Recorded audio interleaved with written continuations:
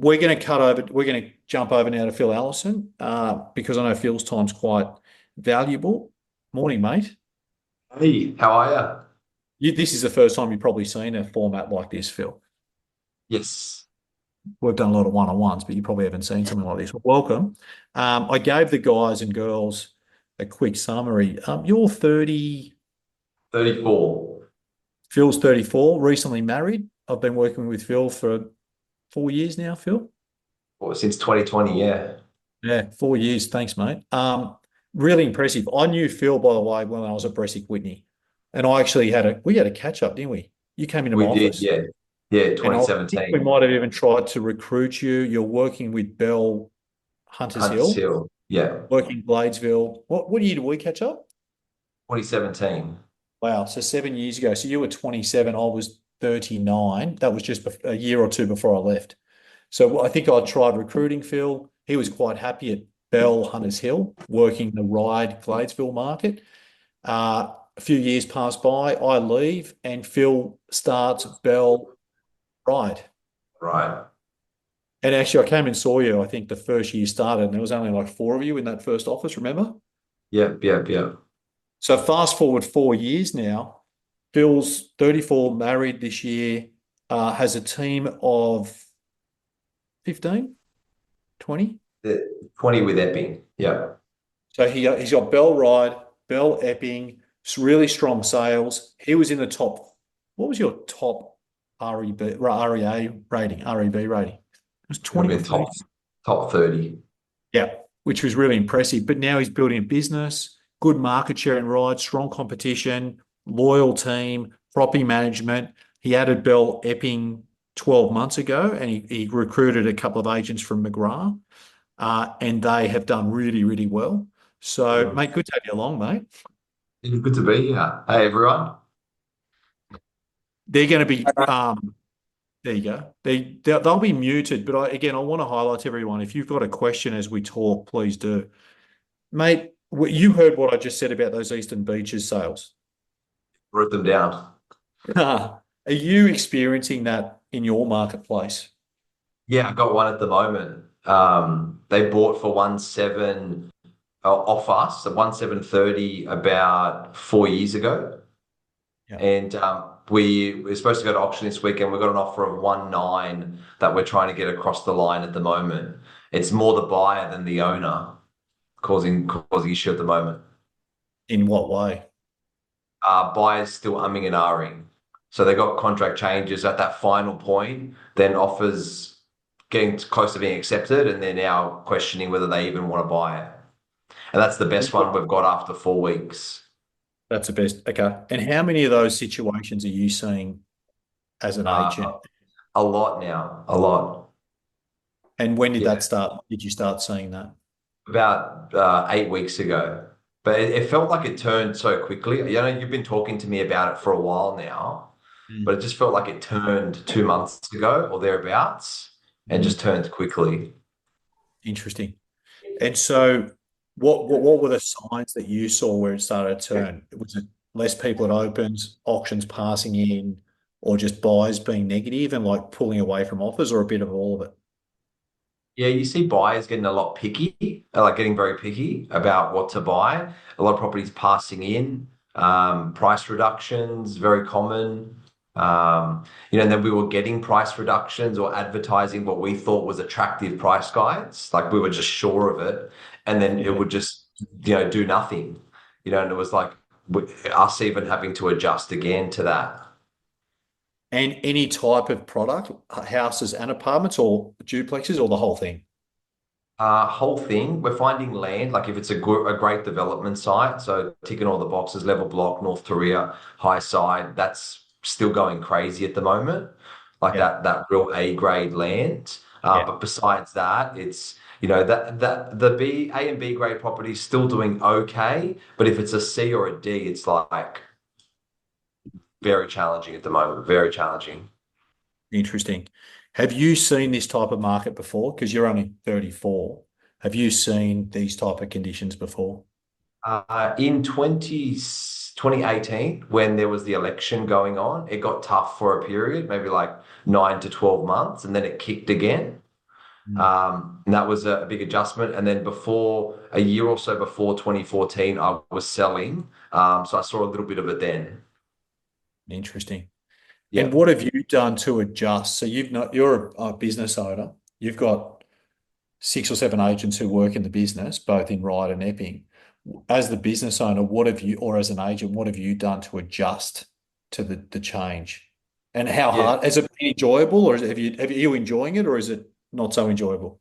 I am now, but it has been very challenging. Like you and I talk every second week, and when it first happened, it took a bit of time to like acclimatize to it and to get my mindset right. Most importantly, about Mm. the challenge and what is exciting about it, and how I can help my people and the clients in it, and then and more enjoyment is coming from that now.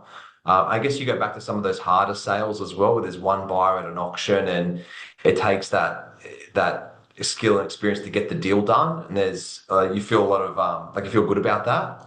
So Mm. those are the things I'm enjoying about it. But it did take time. What we've adjusted as a business and like as an agent is a lot about going back to basics. So our buyer work and our hot buyer list, like that's become it's always important. Ivan speaks to us about this every second week, but it's Yeah. become even more crucial now. Every Monday, we're all going around. What hot buyers do we have? Who's making offers on what? Who's ready to buy? And who can we mix and match? So they're like gold at the moment, the ones actually ready to make a decision. And then the other thing we're going back to basics on is our reporting to our owners, like our educating. Like those sales that you just mentioned to me, even though they've got nothing to do with my marketplace, like I'll use them. People need to understand that it's not just them going through this, and it's not the agent's fault that we're in this position. Like it's the market at the moment. I think Yeah. if you're not able, Go ahead. Go ahead. I was gonna say, if they don't understand that, they're just going to be blaming you, and you're not going to get any cut through. Yeah, can I just pause you there? So everybody, this is the best time in the market to do your own spreadsheet of sales in your market of properties that are selling for around what they were previously sold for or less than. So every time we went through a market correction at Bresic Whitney, everyone would email through if they'd heard of a sale that had sold Mm, for around what the vendors had paid or less. And we would circulate that through the sales team. So mm, 25 of us in Darlinghurst would literally have a sheet which we could use to update vendors or vendor manage or whatever, pass on to vendors and say, hey, you're not the only one who's had to make this decision to sell at this price. Here's a list of 25 people in Surrey Hills, Darlinghurst, Redfern who've recently sold for around the price or less than what they traded for in the last 2 years. And that would normalize things for them. So you yeah. should start. I had a session, Phil, sorry, mate, with James Ball this morning. He's got this he's got this email that he sent me. It's called Ping. Has anyone heard of it? Yeah. You guys have heard of it, Mel, Jack? Can you Yeah, we explain use what it is, everyone? Because it was really good. oh, Just explain it what it is. is the best. It's my Okay. Bible. So Okay. it's Explain it to everybody, Jack. it's a snapshot on 10 suburbs. Domain have created it. It's AI. It tells you newly listed properties, the back end price, adjusted price back end, the price guide as like current change price, Yep. withdrawn properties and sold properties. Yeah. And every So day at like 7 a.m., I get an email and it's everything that's happened in whatever. those 10 suburbs. So how does someone, thanks, Jack. So how does someone get that information? You You can go sign to up for Ping it. and you just Sorry, put one your at a email time, in and one you at one select at the a 10 time, one at a suburbs. time, one at a Sorry. time. You just go to Ping online, Yep. Proping, Proping, sorry. And then Pro you type in Ping. your 10 suburbs and your email. It's Pro easy. Ping. Yeah. Wow. PROPING, and you have credentials, and then you're in. Yeah. Okay. Wow. So thanks, mate. Everyone, you got to get on this thing. I saw it this morning. Uh, I saw an email Bally shared with me. He goes, mate, this thing's unbelievable. He did one for the beaches. He sent it to a vendor. He actually forwarded me the email saying, hi, Jim and Margaret, please see the daily activity from yesterday in these, whatever, next 4 suburbs, there were 18 listings, 14 of them had price reductions. So he forwarded that information to obviously a vendor that he's obviously in an arm wrestle with. Mm. So really cool. Okay, that's great. Thanks, Jack. Thanks, Mel. ProPing is the way to get it. If you've got any questions, you could also just email Jack or Mel as well, and I'm sure they would happily help. Okay, that's good, Phil. Phil, I just want to go back. Like, so I met you 7 years ago at 27. You were a pretty good agent at that time. What age did you get into the business? When I was 23, 22, And 23. And where did you go and what was your first job? It was actually front desk at McGrath Epping. And then? And then from there, I was an associate at McGrath Hunters Hill. Good. And who did you learn the trade from? I learned a lot so when I was at McGrath, I was in Smolin Group and Yes. had exceptional training. I learned a lot from those sessions, like with Peter Gilchrist, but also from like Tracy Dixon, John Peranchi, Paul Cavara, Wayne Vaughan, Yeah. Peter Chauncey, like all those guys were in Smolin Group, David Choi, and they would often give training and things like that. Yeah, it was a bit of they had a pretty good, I mean, if you look at those names, there's some really great agents from years ago. Jack Parry just shared the proping.com thing on our WhatsApp group. So you learn from them at a young age. You go from front desk into that, and then? So I was an associate there for a couple of years and then went out on my own at McGrath Hunters Hill for a year. I didn't know Before, that. yeah, before leaving, yeah. Great. And then they leave you go to Belle, Hunters Hill, you work the Gladesville market. What did you do in the early days? Because you rose quite well and you never worked at Bresic Whitney. You never had proper McGrath early day training. What did you do in the early days to build momentum? Oh, it was just a grind. Like when I first left when I went out on my own in 2014 to 2015, Yeah. I think I sold 2 homes all in a 12-month period. All I know I did. My first year, I sold 2 homes, and I was Okay, pause doing. there. Pause there. George Colios, Tom Petrosito, that should be inspiring in itself. Yeah, keep going. And one of them was my uncle's parents' deceased estate as well. Wow. And So at that time, did you think about doing anything else, or did you always think it'd be real estate? no, I didn't think about doing anything else. I was listening to a lot of Matt Steinway at the time. So I was Yep. just doing like 40 market appraisals a month, like for anyone who would let me in the door. So I was just, I built on that and I was just hearing that works in the long term. So I could have been more focused on short-term business, definitely could have been more focused. And how did you go about getting those appraisals? Cold calling was the main source of that and door knocking. Yeah. Not what I would have taught when you're starting, but anyway, it still works. I wish I did buyer work back then. I wish I did. Yeah. It would have Yeah, it would been so much better. Yeah, so much better. Okay, so then you do that, and then you start getting some traction. It just happened to be because how'd you choose Gladesville at that time? Well, I was servicing Ryde from the Belle Hunters Hill office. That was the closest one they had, and I wanted to be aligned with that brand. So first year at McGrath, sold 2, then I left. Then next 6 months, sold none at Belle. And then so that's 18 months selling 2 homes. And then after that period, I just got some really good kick in the second half of that year and just built momentum from there. And it just kept building on it year on year. And why did you then go start your own business? And how many years was that into it? In 2020, and I went on my own 2014. It's about 6 years.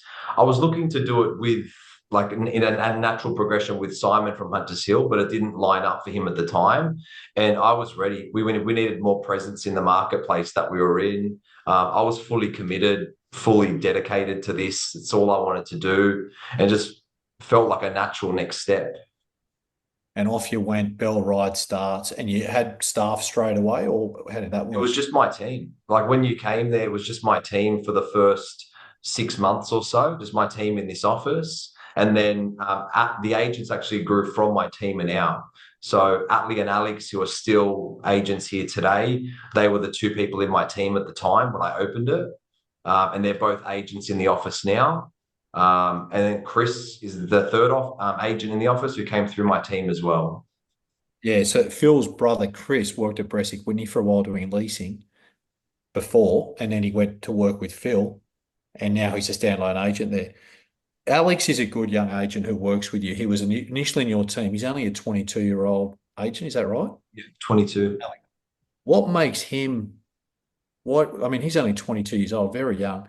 What makes him kind of, how does he get around and sort of spin the wheels like he does? He's for a young guy, the maturity that he has for a young guy is quite unique. But he's all in on this. Like Sunday, he'll be in the office. Just like he wants to be here. He's decided that this is what he wants to do, and there is nothing else, and he's going to give it his absolute best crack. So he'll be on the phones. He wants to work 7 days a week. He gets enjoyment from doing deals. Like he's trying to learn. He's trying to go meet with people that, are further ahead. He asks great questions because he wants to improve to me and to others. So that's what I see would be the difference. Yeah, he's very committed. He's Very. putting the efforts in. How's he dealing with these changes in the market? Because he's pretty young to be dealing with this. How's he dealing with that? Is he having challenges? Fine. Yeah, this is the first time he's seen a market like this. He started in 2019, 2020. So, yeah, it's been quite, I guess, confronting for him in some ways because he hasn't known real estate to be like this. So he's going through his journey of learning and understanding, how to handle sales moving forward and what to list and what not to list. And like some you have to learn by making your own mistakes. But he is coming asking for help and asking questions and those sorts of things. Let's look at a real life situation now where I know you gave us one before, but have you withdrawn any listings recently? The office has, and I will be withdrawing one next week. Yeah. So you're withdrawing it because you're not getting traction and you're not getting offers. Is that right? Yes. Yeah. Yes. How then whose decision is it to withdraw the listing? Yours or the vendor's? So I gave them options, and one of those options was to withdraw the property. And that's the one that they decided on. I was leading them towards that. Yeah. So yeah, they ultimately made the decision for themselves though. So the sale wasn't getting any closer. So you said we could do this, we could do that, or we could take it off the market, is what you said. And they said, let's Yes. do that. Yeah, absolutely. Yeah. And so at what point should an agent decide to take something off the market, in your view? When it's getting to the point that it's quite obvious that a change needs to get made for the property to be sold, and the owner doesn't want to make that change, maybe for the second or third time, they're refusing to, and then their motivation, once you've assessed their motivation, or maybe if their head's in the cloud about the market, that it's just not worth continuing. And how do you gently ask someone to take it off the market? Because that's not an easy discussion. Yeah. I think it's giving them those options, and the options are, one is an adjustment on price to create more competition, which I know they're not open to. I don't want to do that. I don't want to adjust the price. Completely understand. Yeah, completely understand that. I respect your decision in that respect. We can continue on with how things are going now, but the last 3 weeks we haven't got any inquiry. We're only getting one or two people through the open home, and their price indications so far from where you want to be.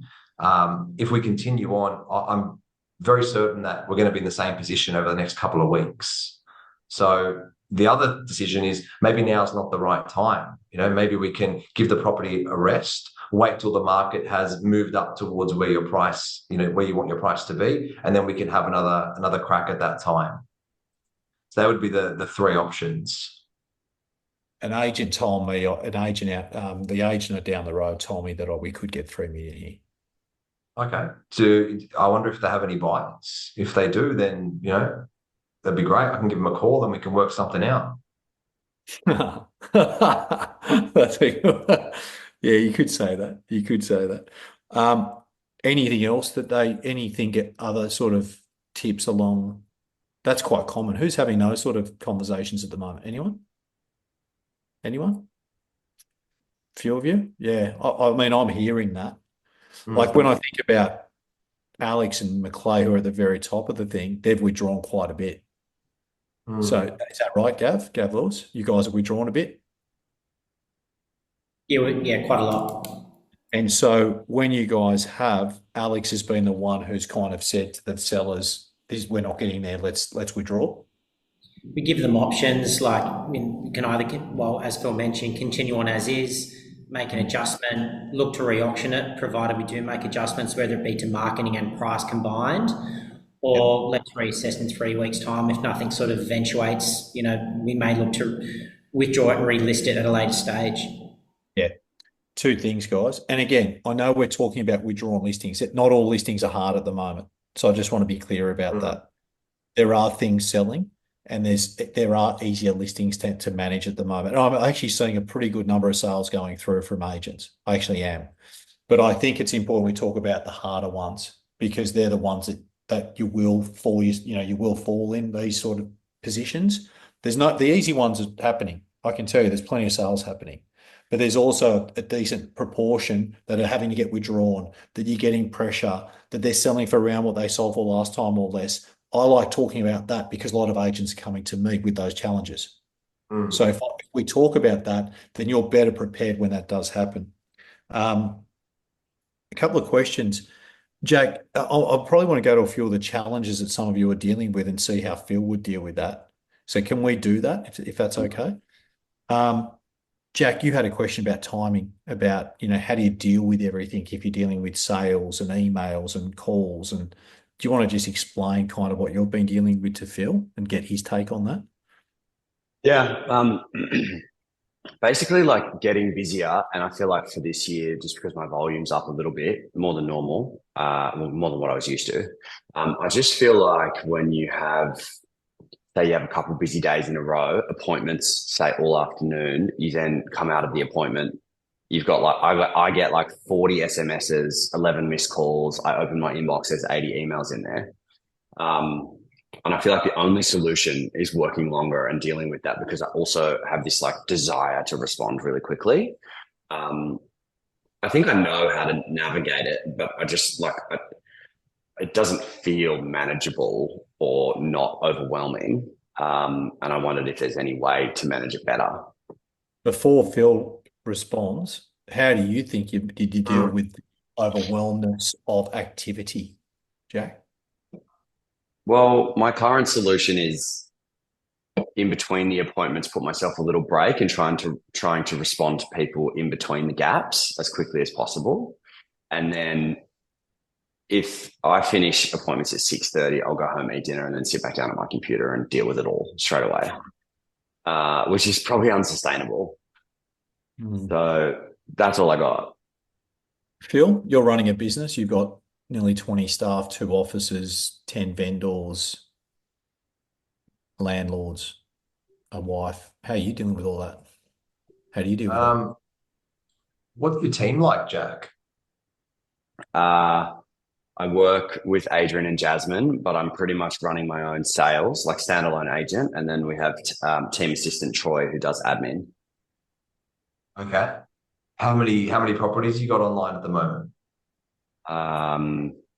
4. Okay. Previously it was 7 or 8. It's just quieting down as we approach the long weekend. Do you have any routine to your week or your day, like even just a loose ideal week or ideal day?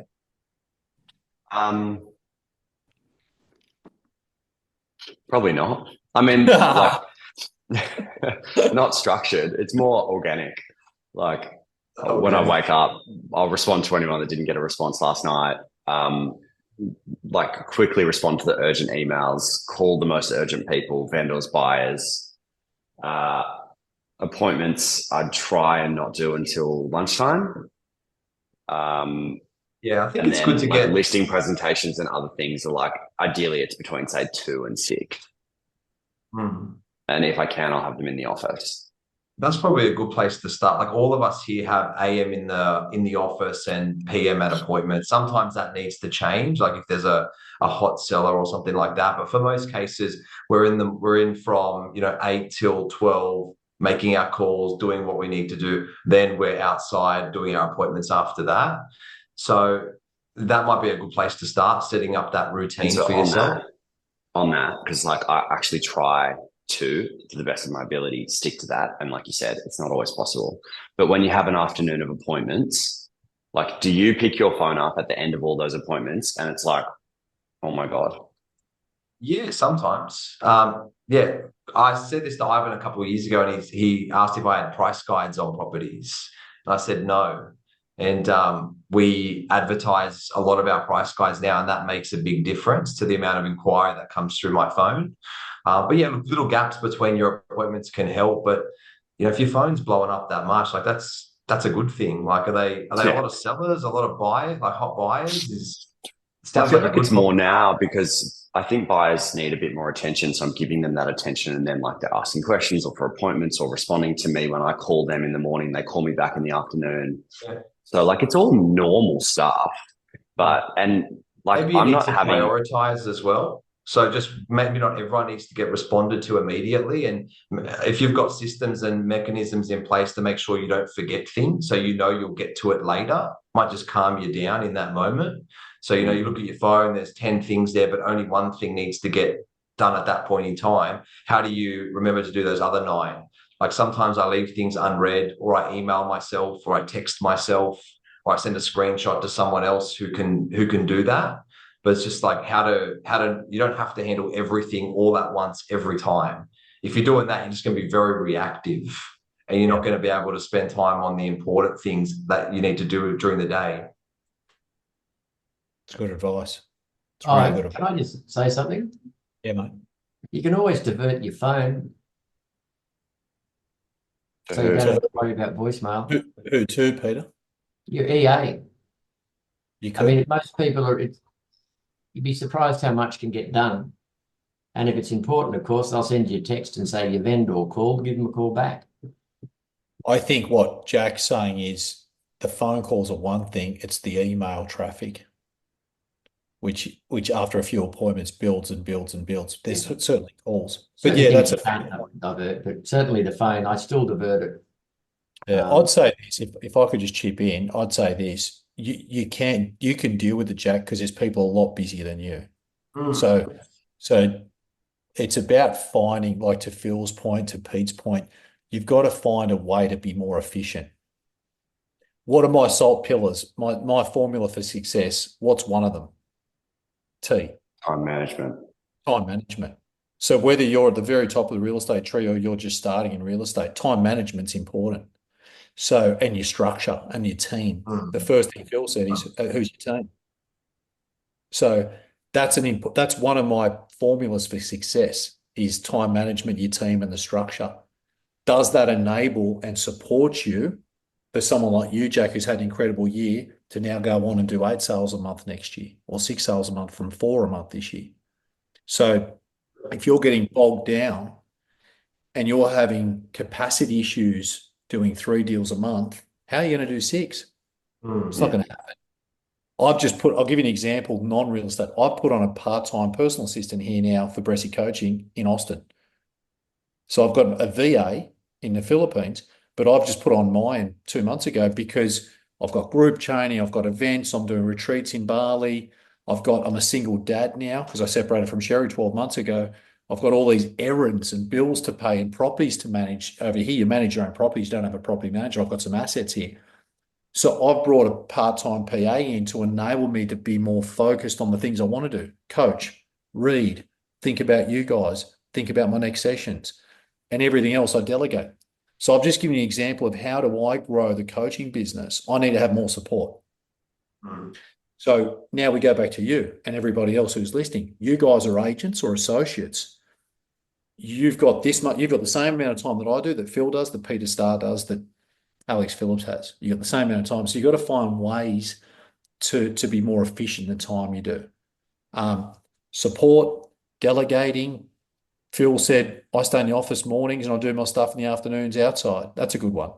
Pete says, I divert my phones to my assistant, so I'm not getting, my calls aren't ringing. Like Maclay's got so many calls and emails, I can't tell you. He's learned just not to care. He literally doesn't. He's actually learned, because you said, I feel this burden that I have to get back to everybody. I've had dinner with Maclay and he showed me this was in Bondi 6 months ago. And he respectfully put his phone down. At the end of dinner, he goes, look at that. There was like 22 calls, 60 something emails, 15 texts, and it was 8 o'clock at night. I couldn't imagine the type of people who would have been ringing, right? Like opportunities wise. You know what? I said, what are you going to do, Maclay? What do you reckon he said, Jack? Call them in the morning. He goes, yeah. He goes, I'm done. Like, I'm not going to ring him Yeah. now. He didn't, Maclay like, so actually he's did. to the point where he doesn't care. Like, he's got boundaries. Yeah, So he's actually said that before. Like he'll just he doesn't care. I'm put his phone surprised. down and walk away from it and forget about it. Doesn't care. And literally. So like he's learnt to do that, to put boundaries up, because otherwise, what if he cared so much like you that he actually went back to his house in Wallara and started calling and emailing everyone at 8 o'clock at night? You go crazy. Mhm. So he's putting up boundaries to protect himself. So time management, guys, I say it all the time, it's part of my SALT formula for success.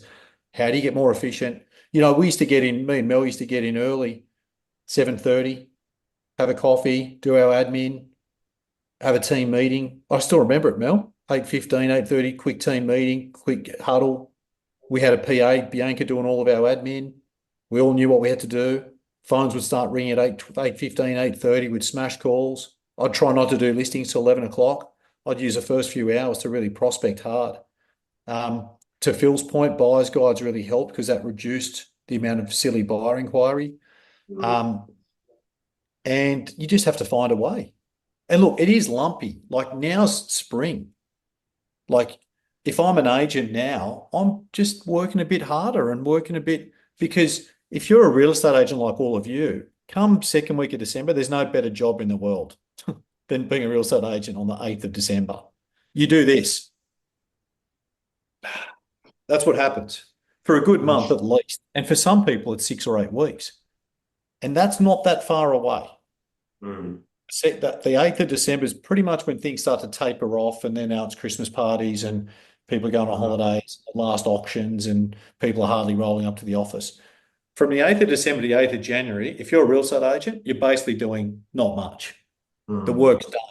But you do have to do it now. You don't deserve to do that on the 8th of December if you're not doing the extras now. That's how I see that.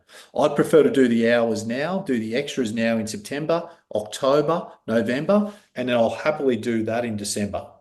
I'll go down to Balmoral Beach, I'll go to Bondi after I've done a few hours work. I've done my work. I've done that. I'll go on holidays and then come back second week of January, boom, straight in. Any other comments around time management, Jack, Phil? I'm good, thanks. Cool. Georgie, you've lost a couple of listings recently. Can you just mention that you were following, if I could just correct me if I'm wrong, you were following some potential sellers? Yep. In touch with them weekly, fortnightly. They didn't get you in and they've signed with someone else. Yeah. Reflecting on it, when I send you the email, in my mind space, I probably thought that it was a negative. I've reflected on it, and I think it's just an evolution of the journey where, I guess, and I look at Phil as well and ask the question, there's guys that I've been speaking to trying to help them in terms of trying to buy something, but then they've said, fantastic, we then are buying something, but just wanted to let you know we're going to go with another agent without letting me present. And sometimes letting me come and present just because I've been following them up and it's a courtesy thing, but then they've said, we're going to let you know, just be upfront, give you the courtesy. We're going to go with X, Y, Z. Phil, did you want to speak to that? Did you understand kind of what George is experiencing? Yeah, first of all, I'm not sure what stage you're, but it's good that you're in the market, meaning that these guys are selling or they're active and you're following them up in such a way where some of them are even just getting you in out of courtesy. So, better to be in the market like that than just not know of any of these. Are you taking someone down with you to some of these presentations, or are you going alone to all of them? Yeah, so to give context, I've only just shifted from the BDM world, from property management into sales. So I've only been doing it since February. Yeah. So when it's something in my core area, I'll usually go with my principal. And even he's saying, like, as I said at the time that I sent the challenge through, I was a bit down thinking like it just keeps happening. It happened again on Monday where he goes, look, we ended up buying down the coast. Appreciate all the help and the advice you've given us, but we're just going to go ahead with an agent that we've had a relationship with. So I think, as I said, it's a natural progression thing, but I guess it's more on myself to be able to, if I'm going to be able to land one knockout punch with a very small window, how do I do it? Is it just going to keep happening and I need to be resilient? Like, Yeah. We might, Phil, do you want to just answer that? And then I've got a question for you, Phil. Yeah, I was going to say, look, I think it'll keep happening, but less and less as you get more skilled and asking the right questions and you get more of a track record and all of these sorts of things. So yeah, just enjoy this part of it. But maybe when you're helping them on the buyer side, like that's great. That might earn you the opportunity to get in the door, but it's not gonna it's not necessarily going to win you the business. So when that opportunity comes, maybe you've got to spend more time focusing on your skills in that presentation and so forth. And for the ones where you're helping them and you're not even getting a chance to get in, maybe just look back at those and think what you would have done differently. Could you have asked them, am I going to get the chance to at least, give you an appraisal when the time is ready? Or could you have tried to get in the door earlier while you're helping them on the buyer side? Like, it's great you're servicing them, awesome. And then just try and mix some other things into it so you're more competitive when the selling space as well. yeah. Yeah. Phil, if I could just ask, what's your process to find sellers, stick closely to them with the hope of them getting a meeting, with the hope then of listing them? What's your actual process as a high-performing agent? It's quite simple. It's been like this for a long time. I got a pipeline A, which is people I've actually presented to and they're making decisions, and I'm looking at them. How many sellers would be on their pot? 5 to 15 max. Normally around 5 to 10.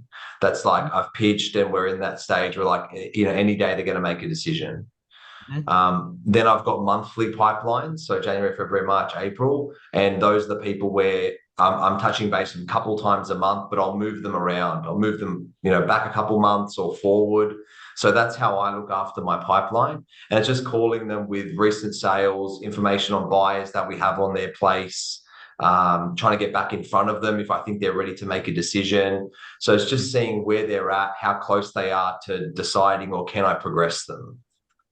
And with that, if you've got an out of area opportunity, do you deal with that the same way you would a seller in your core market, or differently? Differently, for sure. I think that's just, I just feel like I've got maybe less of a chance over there. So I might, it depends how busy I am, but I'll put a lot of attention into my core market where I know I've got a really good shot at getting the business. If it is out of area, if I think there's another agent in the office more suitable, I might even refer it to them or do it with them because they'll chase harder. Otherwise, I'll put them in my pipelines. I'll still keep in touch with them, just like I would anyone else. But I know in the back of my mind that might be, I got less of a chance there. Gotcha. Can you just confirm again? So you've got 5 to 15 that are on your pipeline hot. So they're people who you think are going to make a decision soon. You just said something like January, February, March, April. Why have you got that? It's only September, mate. So the whole year, there's a pipeline for every month in the year. So like if I speak to someone today, I've done an appraisal, they go, thanks, we're not going to sell till first quarter of next year. Like I'll move them into my pipeline for November. Then November comes, I'll just touch base with them then. Hey, still thinking of doing for the quarter? Yeah, definitely doing next quarter. Then I'll put them in December, so I'm. And is this a manual database, or is this your It's a agent box, like a CRM. Yeah, cool. So that's what I mean, CRM. Okay, so an agent box, you'll move them around based on their timing. Yes. Yep. Okay, cool. I mean, it works. Do you have much leakage, Phil, where you've appraised things, or someone in the market, like a buyer, and they've got a house to sell, and then all of a sudden you see their house listed with Ray White? Like, does that happen to you much? If they're not in my pipelines, then yeah. If it's in my pipelines, I'm looking at it every day, calling every week. Like I don't miss those. If I haven't put them in my pipeline, then yeah, definitely can miss those. Like I've created a system that works for me, where I know if I put someone in there, they're not going to get missed. Gotcha. Okay, that's a good one. Thank you, mate. Gav, Gav Lewis, I thought you had a good one, mate, around just kind of what you're dealing with at the moment. Do you want to share it with the group and with Phil and get his take on that? Yeah. So Phil, at the moment, I've some properties that have been on the market for quite some time, getting little to no inquiry, 0 to 2 buyers through the open for inspections, literally browsing, essentially getting stale. I'm getting bogged down in essentially just focusing on those too much, doing admin in the back end and whatnot. What's a good way to sort of stay positive around that, where it doesn't actually reflect when someone calls you for a price guide? How's it going? Yeah. That kind of thing. Yeah, good question. What's the motivation like on the owners of these listings? Like, is it time to potentially cut them loose, or you think that these are ones you can continue to work on to the point of a sale? There's probably 2 where the motivation isn't there, but we're still getting reasonable amount of inquiry. Funnily enough, one of them was someone who bought in 2021. The price alignment isn't there, but then again, they want to cash out and buy somewhere else. So we're trying to position them that even if you might sell it for what you paid for, or at a slight loss, you'll make it up on your purchase. Yeah. And then again, it's just once again like a vendor not wanting to adjust price to build momentum.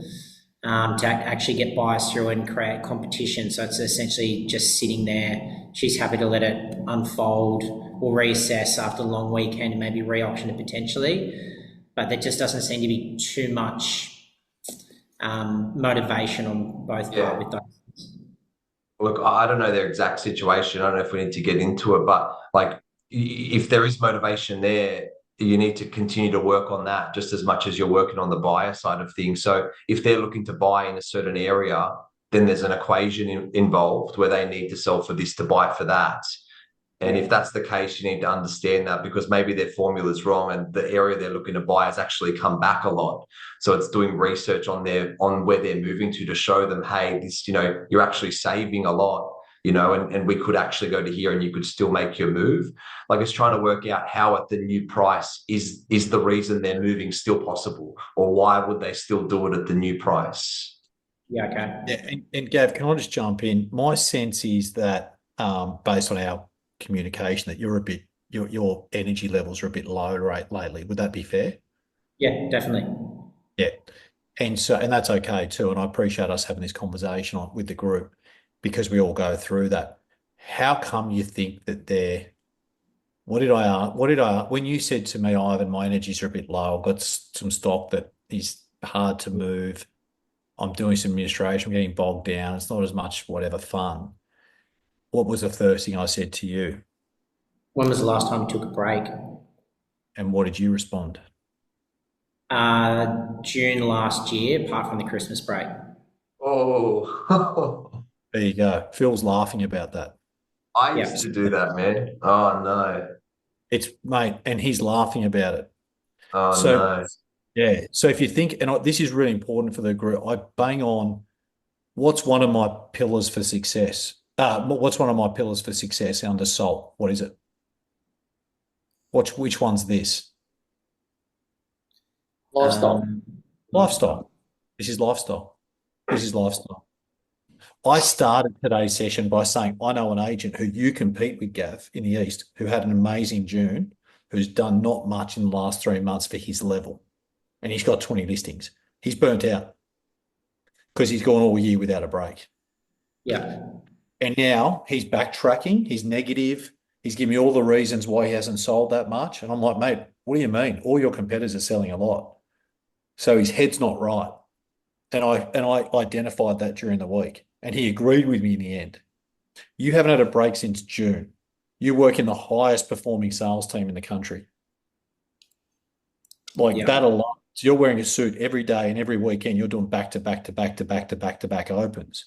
So what should be enjoyable and an opportunity, which a lot of people would love to have your opportunity, it's a chore for you now and it's a burden, purely because you're driving the car And the fuel take is where? Empty. It's on empty. So it doesn't matter how good your car is, mate. It's going to go put. It's not going to go anywhere. So, I think this is a good reminder for everybody that I say George and Tommy Petrosito probably don't need those things. But, Pete Starr, Jack Parry, Mel, Paul Dukes, Ashley Weston, Clay, pretty much Tommy Chappell just had a break. He goes, I feel good. It was a win. Had a massage, I walked through the forest, I had whatever he said. My energy's full, my bucket's full. So I think that's a really big one. I'm going to cut over to you, Christian, too, because we'll talk to you as well.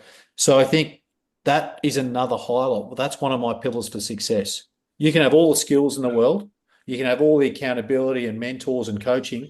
You can spend time in the right places and you can have targets and goals. But if you don't take care of your lifestyle, the rest of it, they all rely on it. They're pillars because they rely on each other. They're all connected. So if your skills are good, and that's why the high performers, and Phil, how much have you been away this year? Every quarter, because you've told me it's changed the game. Definitely. I wish I did it years ago. I've done it for the last 24 months, but I wish I did it years ago. Yeah, mate, he didn't do it 2 years ago. And look at how fresh he is now. And we've still got 80, 90 days left in the year. Phil looks like it's January, February to me. Yeah. That's a very different energy that I'm seeing from some others who haven't had the break. And, one of my points at my event next week, guys, I'll let you in on it, is, here we go. Success belongs to the energetic. Success belongs to the energetic. Okay, so I'll just check my notes. Sorry for the pause. Success belongs to the energetic.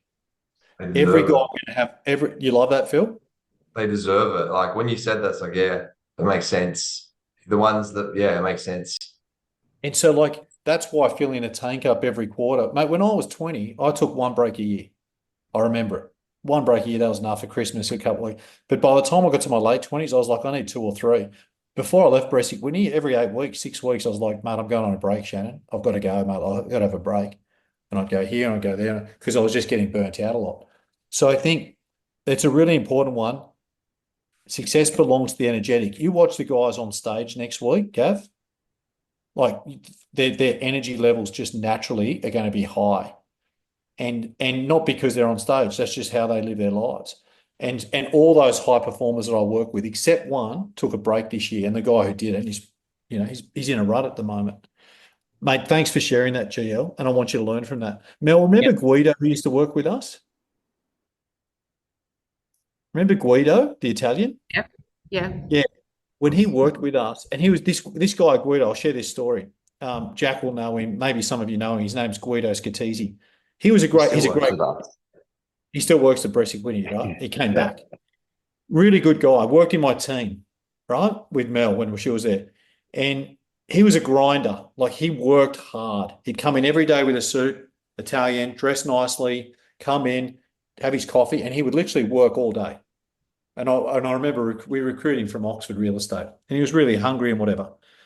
And I remember one year in September, and he was a pretty positive guy. I remember about September, October, I had a one-on-one with him. I go, you all right, mate? And he goes, oh, yeah, I'm just, I hadn't seen him smile for like 2 months. Had not seen him smile for like 2 months. I said, mate, are you all right?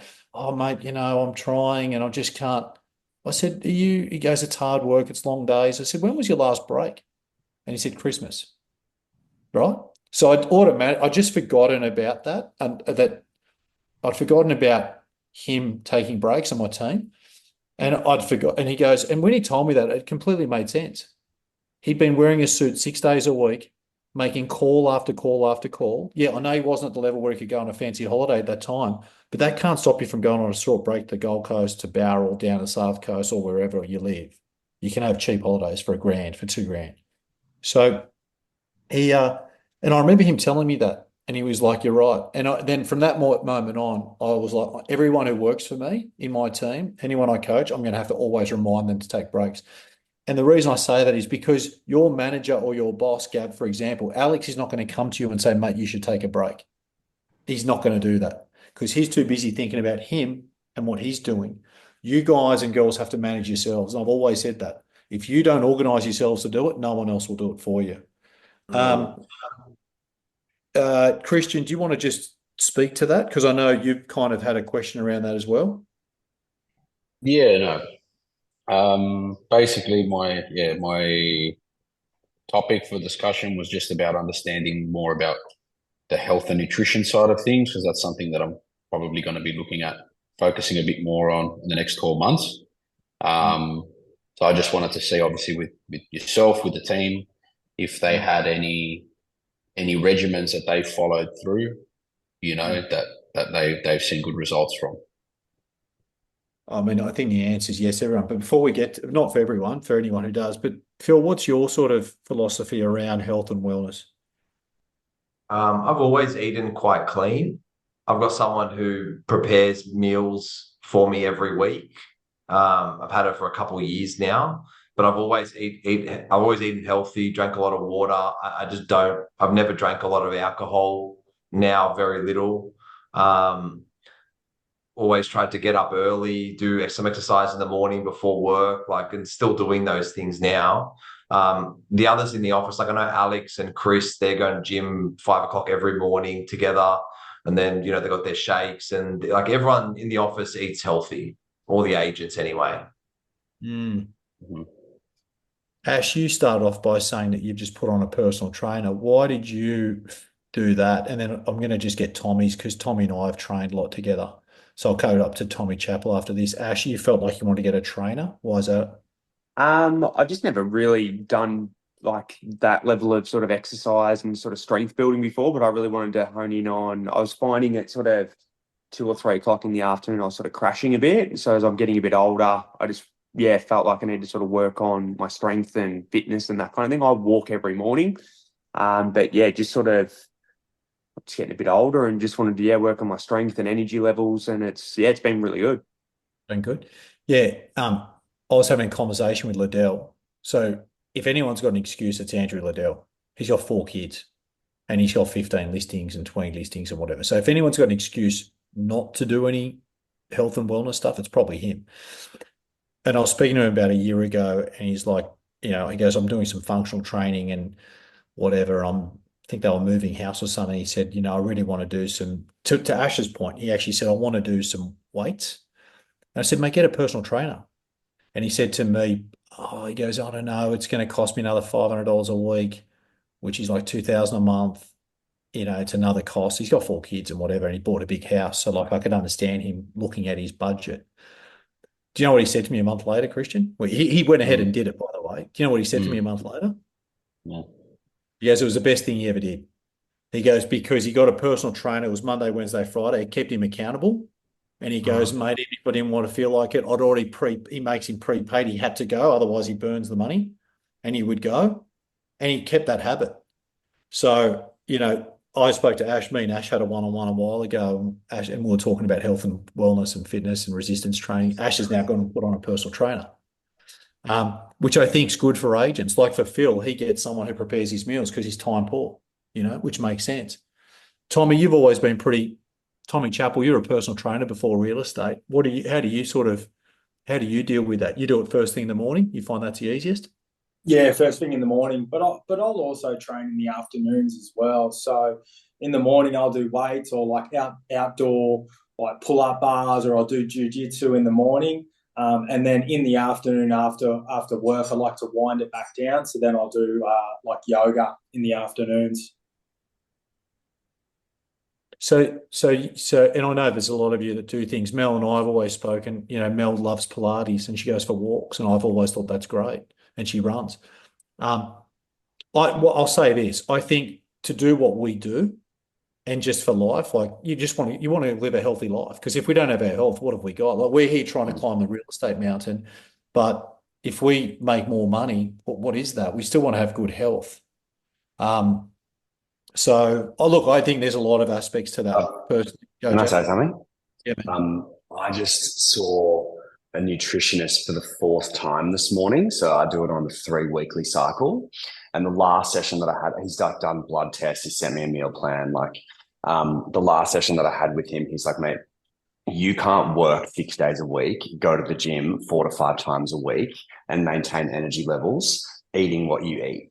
So if you want to do it all, you have to eat differently and have different supplements and different vitamins, and like it's life changing. But I outsource everything. I have a personal trainer, nutritionist, psychologist, coach. Like, if I can't have my own self discipline, I'll outsource it. Yeah, because then you get accountability, right? I have got a 3-pager which I can share with you about health and wellness. Just email me, Christian, and I'll share it Yep. with you. Yep. And anyone else, Thank you. actually. But I do think that's a really important thing. I've just spoken about taking breaks. Like for me, I always trained, even at Bressy Quidney. I always train in the mornings, get it done. I'd meditate. I'd go to work. I tried some meal prep, like through companies that would bring meals. Sometimes I just ate on the go. There was a really good salad place, South Dowling sandwiches, right near our office. We'd always go there. It's something that I've dialed in a lot the last 5 years, but I've got more time than you guys. So I don't want to talk to you about my time now because I've got more time that I dedicate to health and wellness. But I can only talk about when I was an agent at BW. It's really hard. It's really, really hard. But I can say it's worth it. I might just get one more. Brian, did you want to just talk about your kind of challenge or your question topic with Phil before we let Phil go? Because I know he's busy. Yeah, for sure. Phil, I think it's similar to Jack's topic, but it's along the lines of kind of where I'm looking at hiring now because I'm carrying too many listings, as Ivan's made me aware. And which way would you go? Would you go down the EA path or like a co-agent path now or back then if you could change? Yeah, so I'll just I'll just summarise the question, Phil. Brian's business is growing. How many listings at the moment, Brian? 13. 13 listings at the moment. You're on your own at the moment? Right. Yeah, so he's on his own, standalone, on his own. So does he go EA first? Does he go an associate? Does he go quasi, that does both? Thoughts? What support? It depends what support your office provides. If your office is providing all the administrative report, like you can bring a listing agreement in, pass it over, and they do the rest, and same with exchanges, then try and hire someone more dollar productive, like someone to help you with the buyer work and prospecting and your out of office appointments even, rather than just hiring someone dedicated to administration. But you don't want to, if your office doesn't provide that support and you need to do administration, you're probably better off hiring someone who's great at that rather than hiring a young guy or girl who wants to be a prospector and trying to get them to do admin, because that's not going to work. Yeah, fantastic. Love it. Does your office provide any admin support, Brian? They do, but it's not like there's still sections of like authorities exchanging, all of that I still do myself. You can't be doing that.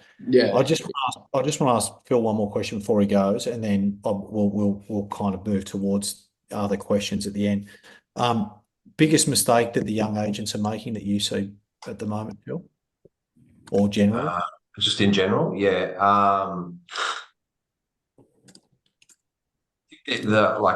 probably similar to me at the time, just not being patient enough and thinking it's going to happen super quickly and comparing and getting down on themselves for that. Like that's probably the biggest one, the patience and how quick they think it's gonna happen. How did you, sorry mate, you used to compete with a guy called Michael Dowling, who was the #1 agent for a while at McGrath, right? Yeah.